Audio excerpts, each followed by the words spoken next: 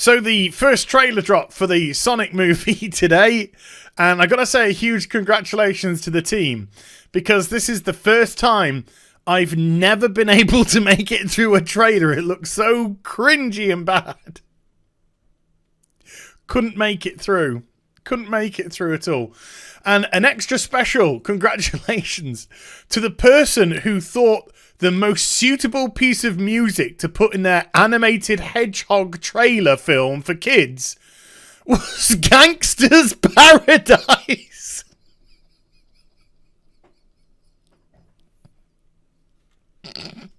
I'm going to get you, Sonic. Been spending most of my life living here.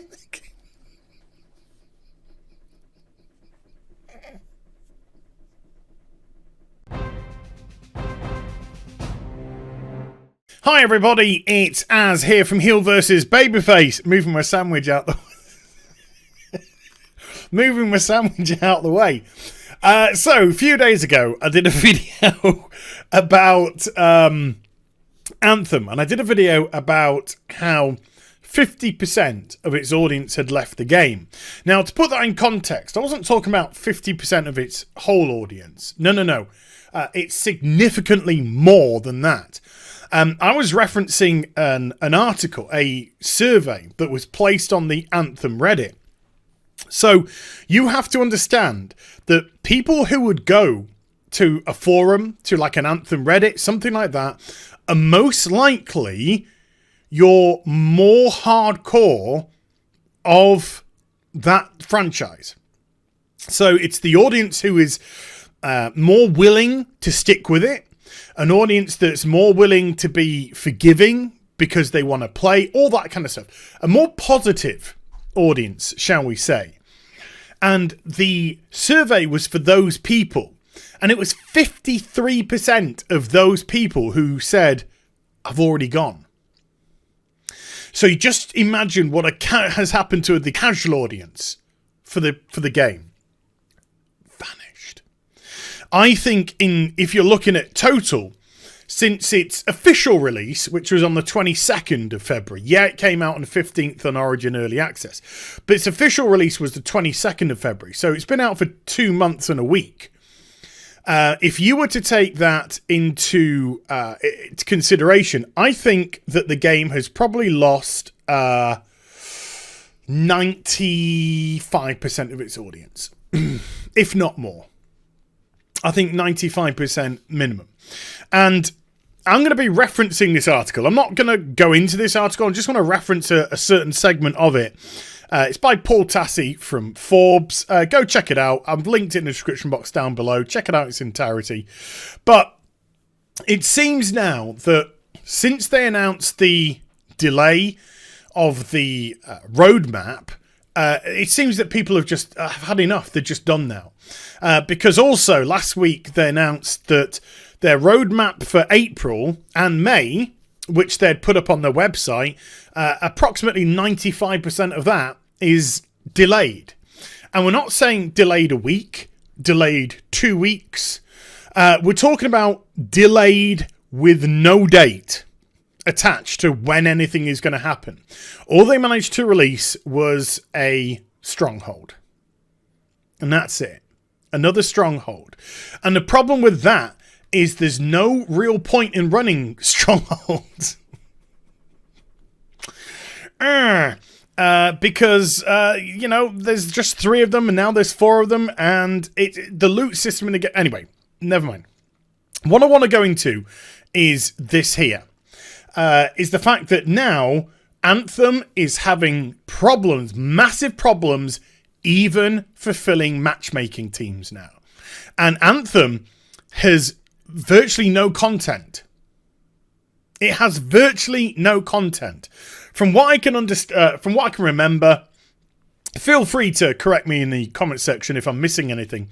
The only thing that it needs to fulfill in matchmaking is strongholds, the dungeons, and like the story or the free roams.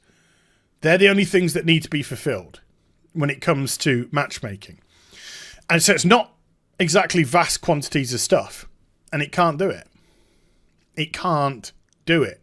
So, Paul writes, Anthem prides itself on having matchmaking for every activity, but because of the dwindling player base, the limited breadth of the content and the farming efficiency of that content, things are now starting to be in a rough shape. Anthem is starting to have problems consistently matchmaking full teams for various activities on various difficulties. Now, the emphasis here is consistently. So not every once in a while, not once in a blue moon, not sometimes. It is consistently failing to fill up matchmaking teams. Higher difficulties especially will often have you load into missions without a full team and then not add any more people as you play. That is obviously not what you want from high difficulties, since most activities in the game are scaled for full teams. The issue right now, higher difficulties in Anthem, namely GM2 and GM3, GM being Grandmaster, I believe, are simply not worth playing for many players because the scaling on them results in far less loot than you'd simply get by running a GM1 content much, much faster. For instance, Anthem added a new stronghold this past week, and the final boss on GM3 can take anywhere from 30 to 40 minutes. Because nothing says fun like a bullet sponge.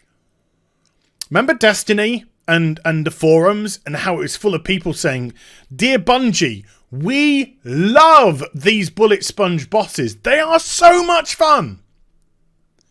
Wait, it was full of forums with people saying, "We hate bullet sponge bosses." Never mind.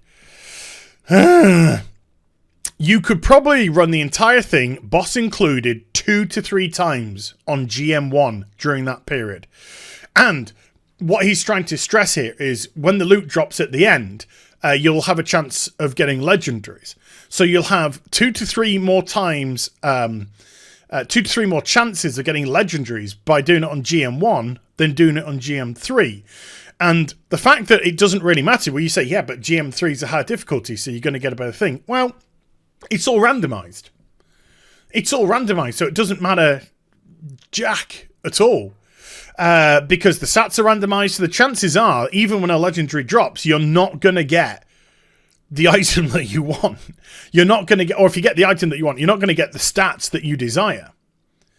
And Anthem doesn't have any sort of like reforging or anything like that, been able to pump points from one area and push them into another area. Nothing, nothing like it fucking should. Because the game is a joke. It was created a joke. It was developed as a joke by a bunch of jokers who thought 6 years of development to make a game, we'll just get it whacked out in 12 months and let BioWare Magic take care of everything. Because live services is a huge scam. Live services is essentially lazy MMORPGs. Can't be asked MMORPGs. When an MMORPG launches, it's usually got a significant leveling system, dungeon system, some sort of top end raiding system, a majority or option of outside world contents ranging from exploration, treasure hunting, rifts type of thing, anchors, rifts sort of business, various things like that. Deep crafting systems for some games, definitely not WoW, but like, Final Fantasy, Elder Scrolls Online, probably other MMORPGs, Black Desert, stuff like that. Significant crafting systems, player housing, all these things. They're set up with a lot of stuff for people to do. Live services are just like, we want money, but we don't want to put any effort into a game. Fallout 76, Anthem, Red Dead Online. They are literally just coming out saying, give us money. Hi, this is the online portion of the game. Cash shop. Give us your money. I think Red Dead Redemption, actually, when you went onto the online feature for it, there was just a screen that said, "Welcome to Red Dead Online. Buy some gold bars, you fucks." I think that's what it said. I could be wrong, but I think that's what it said. That is what live services is. You know, oh, we'll develop something in the future. We'll add some things later on. We'll create a roadmap, which is the new buzz phrase for live services. The roadmap, of course, being, we might put something in if it's worth our while.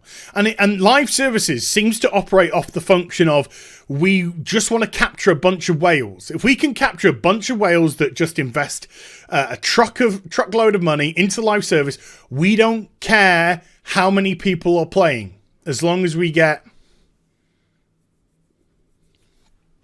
Now with Red Dead 2 at least, there's some defense, because it created a beautiful single player game. It just tried to exploit the shit out of people with its online function. So at least with Red Dead, you could still get value for the money for the actual purchase of the product that you paid. But in terms of Anthem and Red Dead and Fallout 76, just scam jobs. Scam jobs by scam companies. That's all they were. But the fact that they can't even fulfill these teams now. They can't even fulfill matchmaking. Excuse me. And they've got no content, and they've got virtually nothing for people to do anyway. People have had it. People have had it. Stick a fork in Anthem, it's done. Now, I'm not saying that Twitch is the be-all and end-all when it comes to a game. You know, there are some games which seem to be really popular on Twitch which are struggling in reality. And there are other games which aren't doing massively huge numbers on Twitch, but are doing really well in terms of how the game is actually bringing in money. Elder Scrolls Online doesn't seem to get a huge amount of people on Twitch. Doing very well indeed in terms of revenue production. But I've just... here, let me just scooch it across, actually. I've just gone onto Twitch now, on my Twitch account. And here we go. This is Anthem, folks, right now. As of 4 p.m. in the afternoon, UK, Monday, 30th of April, 2019. There are currently 5 people streaming the game for a total view number of 68. Nobody gives a shit about Anthem. Nobody cares. This game is done. It's over. It's dead. Stick a fork in it. It is done. And I think the roadmap was the last straw. I think that was the last straw. I think that's what did it. When they delayed 95% of content that they'd announced, particularly the Cataclysm as well, which I think some people were holding out for. I think that did it. I think that was it. I think that was the straw that broke the whales' backs. The hardcore of hardcore have been sticking around. I think that was enough. I think that was enough for it. Game's done. Game's dead. Move on. Move on, Bowware. So I hope you enjoyed the vid. If you did, do give it a thumbs up and also subscribe to the channel. Follow me on social media and Twitch for live streaming. Links are in the description box down below. And I'll be back with some more stuff very soon. You take care. Bye for now.